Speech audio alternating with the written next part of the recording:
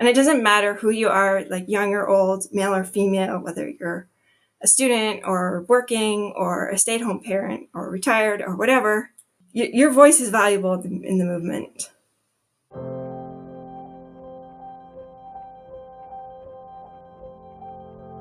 Hello, everyone, and welcome back to Humans of the Pro-Life Movement, a segment of the Pro-Life Guys podcast where we seek to highlight some of the men and women in the pro-life movement who are having conversations, who are on the front lines of the abortion war, seeking to do what they can to change a culture where that focuses on death, that loves death, and really create a culture of life.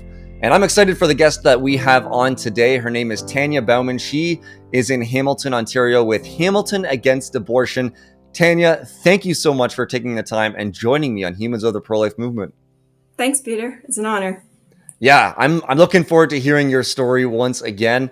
But before we get into that, could you share with our audience a little bit about who you are? Yeah, so my regular job is that I work as a software developer, and I really enjoy that. That's a lot of fun. Working mostly independently. It's a great introvert job. I mean, it's great for extroverts too, but it's a really great introvert job. Nice. And now you joined the pro-life movement several years ago. You've been active having conversations. Could you share with me a little bit about your journey into the movement? What convicted you? What motivated you? What encouraged you to get involved?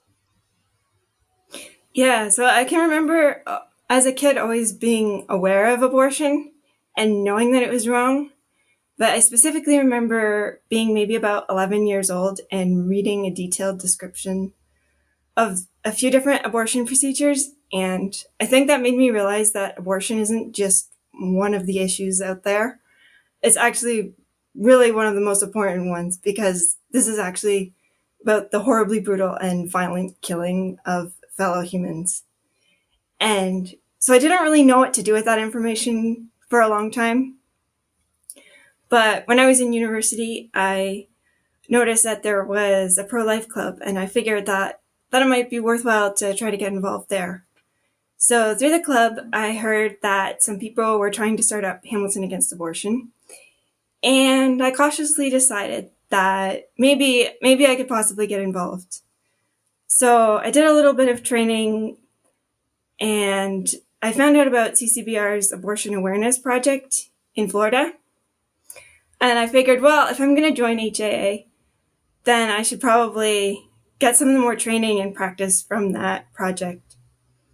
So that was a week, and I learned a lot from that week, and I even saw a few people change their minds. I was really kind of surprised by this new skill, because I didn't necessarily expect that, but I thought, well, now I guess I'm a pro-life activist. I can actually do this. I mean, it's a skill like any other. It's not really magic. It just takes a lot of practice. I was totally exhausted at the end of that week, though.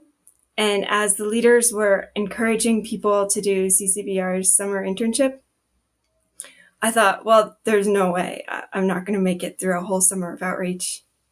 I was just so exhausted from all the conversations in that 1 week.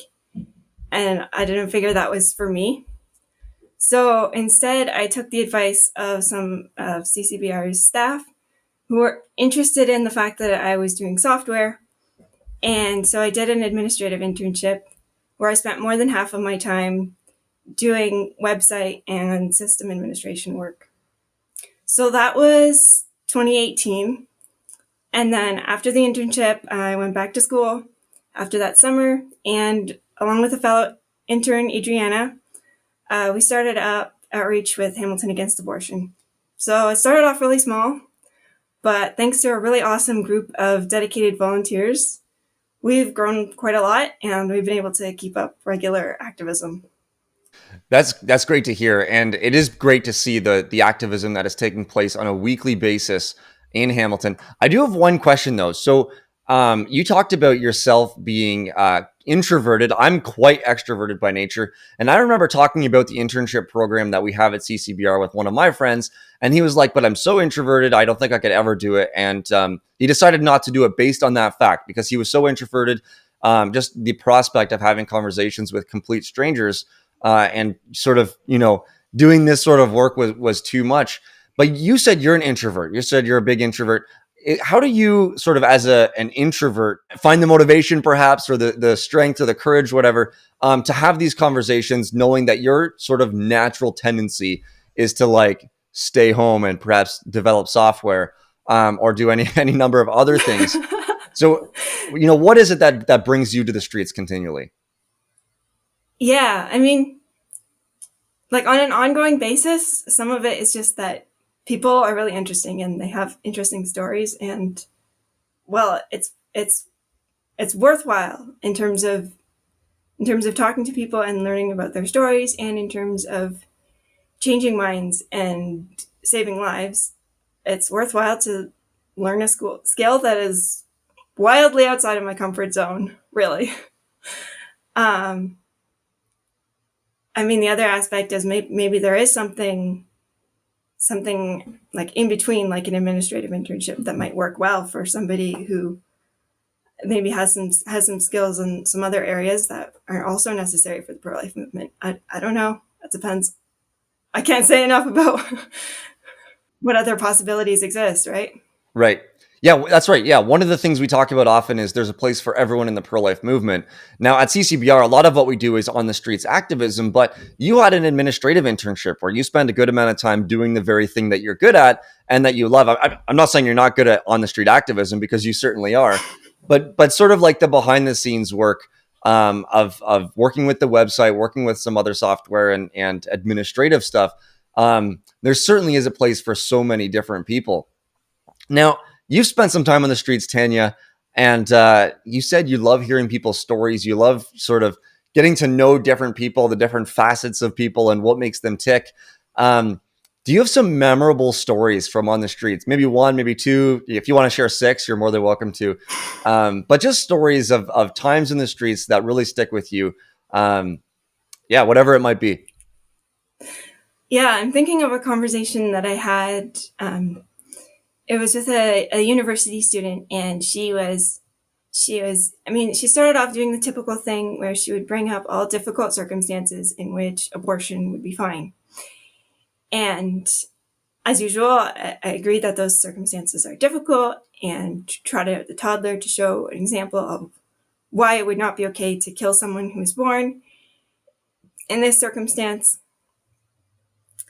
And after a while, we kind of got stuck because she kept circling back around to the same circumstances over and over again.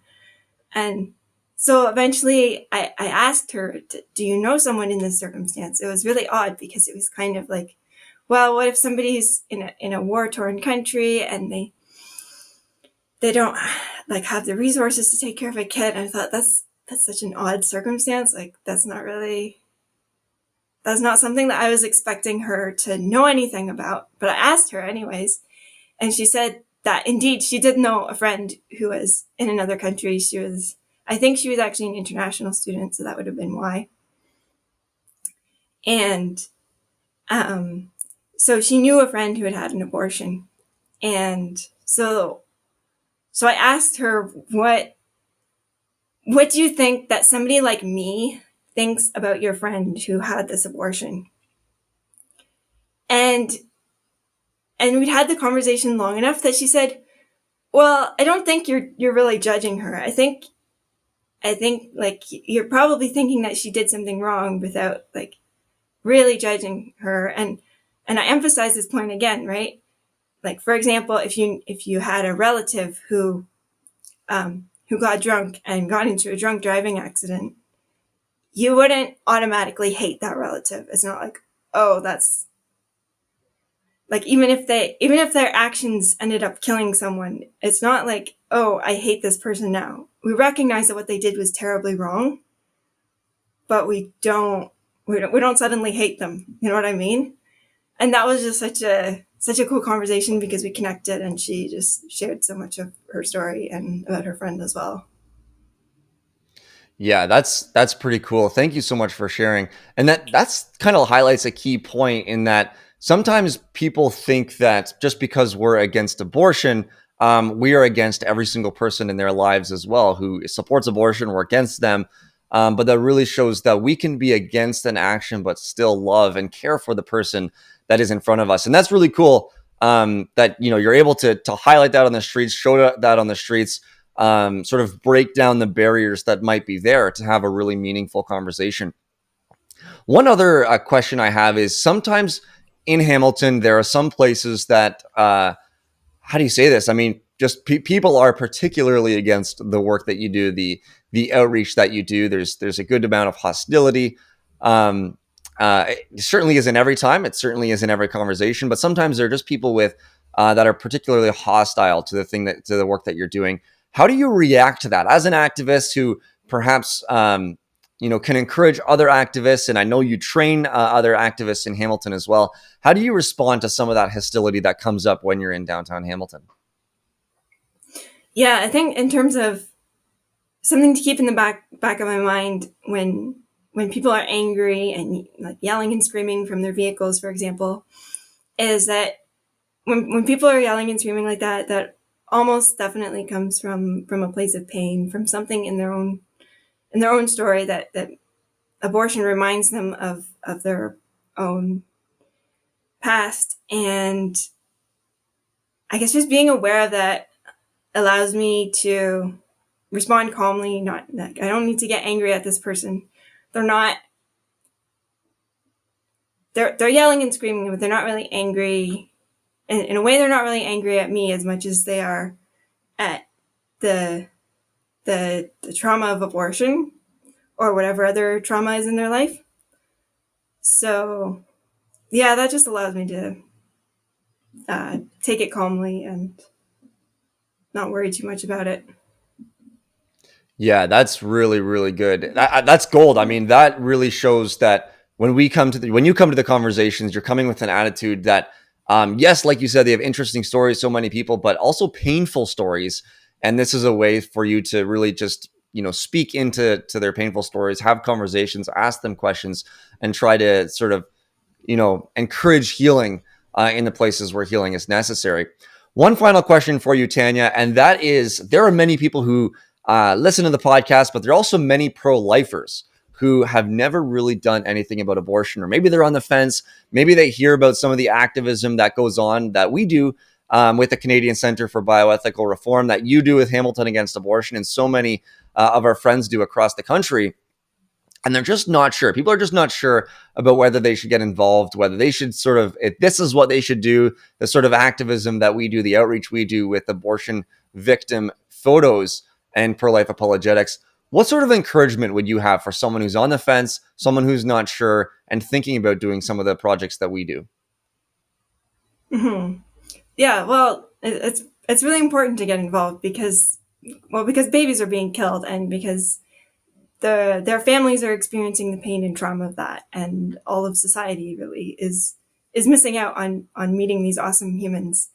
And when we use projects like CCBRs, it just allows you to be really effective, so that even if maybe you can only make it out to an hour or two of choice chains, say per month or twice a month.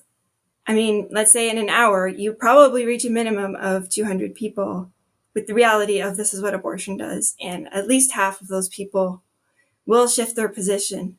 So if you could make that a regular commitment, say over a year, that really starts to add up. And it doesn't matter who you are, like young or old, male or female, whether you're a student or working or a stay-at-home parent or retired or whatever. Your voice is valuable in the movement. Perfect. Thank you so much. I just want to highlight one thing. You mentioned that about half the people will shift their opinion on abortion. That comes from a study that we did at CCBR, before and after people saw photos of what abortion does to preborn children. So we talk about that on I believe it's episode number 3. But our colleague Jonathan Van Maren also wrote a book called Seeing is Believing, and the study is in there as well. So if you want to check out that book, please do. Seeing is Believing. It's on our website, prolifeguys.com.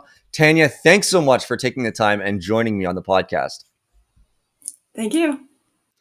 That is Tanya Bouman with Hamilton Against Abortion. If you're in Hamilton or the surrounding area and you want to get involved with with Tanya and Hamilton Against Abortion, do reach out to her. You can like search her on Google, or reach out to us and we'll connect you as well. If you're anywhere else in Canada, or if you're anywhere else around the world, we have connections with pro-life groups in so many different places. And so you can go on our website.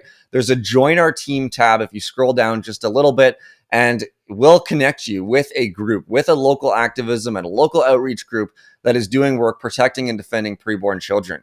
And that's one of the goals that we have with this podcast, not just with this segment, Humans of the Pro-Life Movement, but also with the Pro-Life Guys podcast. We want to equip you with good apologetics, with tools that you can use to change minds and save lives from abortion. Tools that have been used by Tanya and her team, by Cam, my co-host, and the teams that he has in Calgary, teams that I've been a part of here in Mississauga, and countless other interns and people who have attended our projects have used the apologetics that we share on the podcast, and I've seen many, many people change their minds on the topic of abortion with. So that's what we want to do. We want to encourage you to be equipped with the tools you need to change minds, but also be mobilized, motivated to go out on the streets to have the conversations, so that we're not just talking about abortion on Sunday afternoon after church over coffee. We're talking about how terrible abortion is, or we're talking about it after the recent election and how bad it is that this particular politician got in, and how are things going to change when he's there. But change begins here. Change begins with us. Change begins not with a silver bullet of politics or whatever else it might be, but with boots on the ground outreach. And so if you want to see a change in your neighborhood, in your community, if you want to see less people go to your local abortion clinic and less people support abortion, then get out. Have those conversations at school, at work, or with a local outreach organization or a volunteer group in your community. Do that. You can connect to us, and we'll reach out to you with community groups and opportunities in your area. So do that, prolifeguys.com. You can also reach out to us on social media apps, Facebook, Instagram, Twitter, or even some pretty obscure ones that we're on, like some of the freedom-loving apps that three other people use. We're on some of them as well, so go check us out and reach out to us there. But for now, thank you so much for tuning in. We're extremely grateful for your continued support and for continually listening to the program and sharing the episodes with your friends. We hope you tune in again next time. God bless you all.